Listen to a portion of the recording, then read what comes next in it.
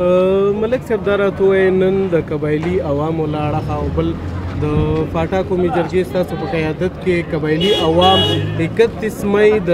یوم سیاه په نامه باندې تاسو مانځئ. آیا څه وجوهات دي چې دغه ورځ تاسو مانځئ؟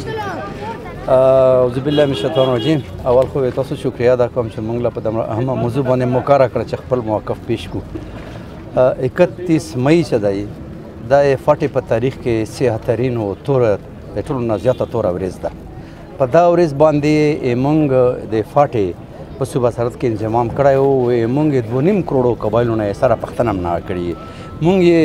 د ښځو څه چې بلکې زناورو ګډو نه لاندې ګڼلی یو. خلک چې چا مستقبل فیصلې کوي نو پښتنه کوي. دا په جمهور طریقه ده. موږ کشمیر دپاره حق رایدهي غواړو خو خپل قبایلو له حق رایدهي ور نه کړله. داسې څه نه په دنیا کې هر چېرته چې چېرته ملکونه جوړېږي، چېرته صوبې جوړېږي، چېرته صوبې ختمېږي، چېرته یونټ فېډریشن یونټ ختمېږي او جوړېږي نو هلته د عوامو نه پښتنه کوي، ریفرنډم کوي. نو پکار ده چې هلته یې ریفرنډم کړی پښتنه یې کړې وای نو بې پښتنې په موږ باندې دا مسلط کوو. دغې په ذریعه باندې موږ هغه د 500,000 کالو ازادي، د 500,000 کالو شناخت، د 500,000 کالو قبایلیت، د 500,000 کالو رسم و رواج، 500,000 کالو چې ما طرز زندګي یې ډسټرب کړه، ما یې ختمه کړه. نو په دا باندې موږ څه نامه ده هر کال یوم سیاه مناوو او دا ځل یوم سیاه ځکه موږ زیات اهمیت ورکړی وو. ټولو وړو ایجنسونه او شپږ افر نام مشران راغوښتي وو ځکه چې دا 15 کاله یې دغه پوره شول چې دا انضمام یې کړی دی نن په 31 مئی. بالله من الشیطان الرجیم. بسم الله الرحمن الرحیم. ما محمد حسین نامه ده. ملک دین خیل قوم نه تعلق ساتم و زه خو د شروع نه ځم کېدو نه مخکې موږ له پته وه چې به راځم کېدو کې د موږ تباهي ده. نو 2011-12 نه راوتي یو خو دا ځم یې چې کړی په هغه ورځ د موږ اسمبلۍ مخې له در نه وه خو موږ هغه ځم کېدلو له نه ورکوله خو هغه ایم پي ایګان اغلې په دروازه باندې ننوتل او په موږ باندې بیا لاټي چارج هم وکړله او انسګې سره باندې استعمال کړلو خورو ورې یې کړو څه کسان یې نه بیا هم نیول. نو مطلب دا چې دا خو موږ تباهي ده. نن 2 وروڼه سره په نغاري باندې چې وي هغه هم سره بیریږي و میگه او ماشومه دا خبره و چې په دغه پښتونخوا کې ور واچولو نه پښتنه نه زیږنه په خپل سر باندې نو دا چې هر چا سازش وای خدا سازش غیر عیني و غیر قانوني و او په دا باندې به دوم پښیمان وي ان شاء الله که اوس په پښیمان نه وي کول پاس به پښیمانېږي دوه پاس به پښیمانېږي په باندې خدا دې موږ د پرم تباهي ده او د حکومت ته پرم تباهي ده چې دا 2400 کیلو بارډر دی او په دا بارډر باندې حکومت عربونه روپیا خرچه کیږي او دا بارډر ټول موږ ان فی سبیل الله په خپل تنخوا په خپل ټوپکو په خپل کورتوس باندې ساتلی دی او ان شاء الله چې دغه بارډر موږ بیا د پرم ذمہوار یو بیا پرم ذمہوار یو او دغه خپل فورس باندې خرچه ما کوي دا خرچه په عوامو باندې وکړي په ترقیاتي کارونو باندې وکړي کالجونه جوړ کړي او سکولونه جوړ کړي او روډونه جوړ کړي او بجلی د خلکو لاره والي. نو مطلب دا چې دا یو شی سہولت خلکو لا نشته دی او تباهي په طرف روان یو او نور ورځ په ورځ دلیل کېږي قبایل نن سبا زکات لا کېناستل کاروبار یې بند دی او ژوند یې بند دی. اول زه تاسو د میډیا ول مشکور یم چې تاسو راغلو او د قبایلو ول چې کوم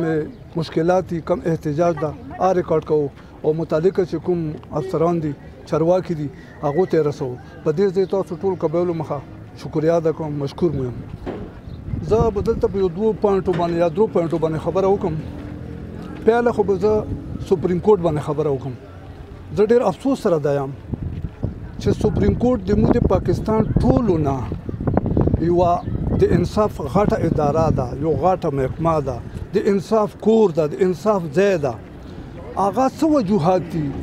چې قبایلو پکې کیس د مارجر خلاف دایر کړی ده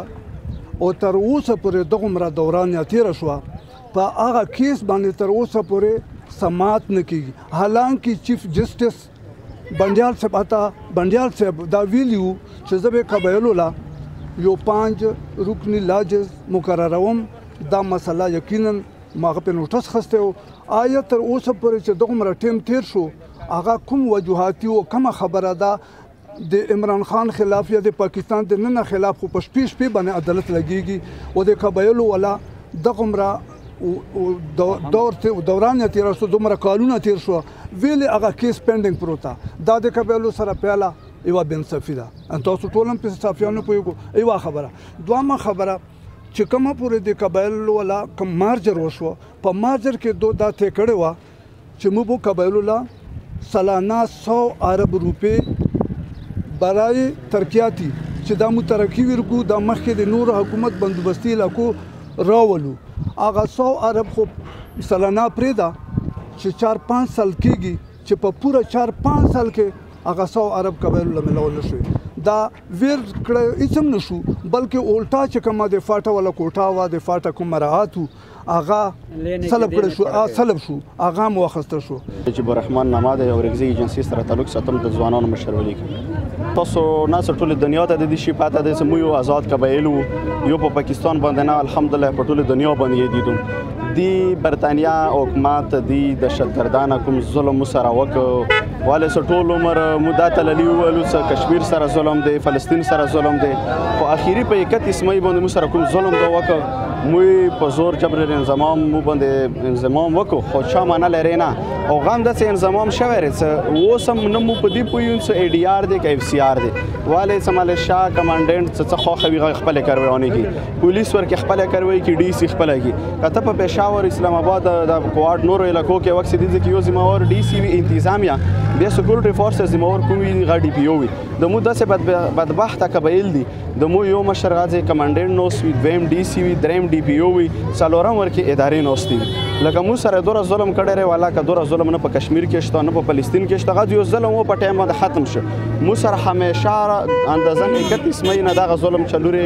او تو کولونه تر وسه پر لکه پهل نه قبایلو سره ظلم چلو اعوذ بالله من الشیطان الرجیم بسم الله الرحمن الرحیم ټول اول خو تاسو شکریا ادا کوم چې د قیمتي وخت مو ته راکړلو ما داود شاه نامه د قبایل تحفظ مومنت جنرال سیکریټری و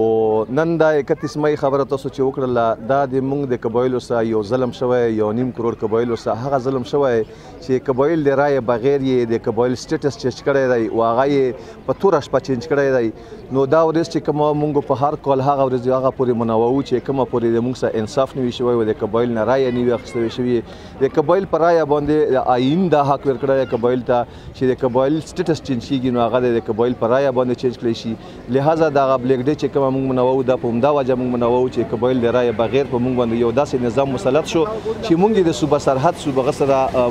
منسلک کړلو او هغه سره یې موږ ضم کړلو دغه ضم موږ ته بالکل ناقابل قبول دی بیا یې مسترد کوو بیا یې مسترد کوو په هر میدان باندې موږ دا غږ کوو چې بلجبر انضمام چې کوم شوی دی او غیر آئینی او غیر جمهوري شوی دی دا موږ ته نامنظور دی او بیا هم نامنظور وي هغه پورې چې کومه پورې قبایل نه رای نه وي اخیستل شوي تاسو ډیره شکریا ادا کوم چې تاسو خپل قیمتي وخت موږ لراکه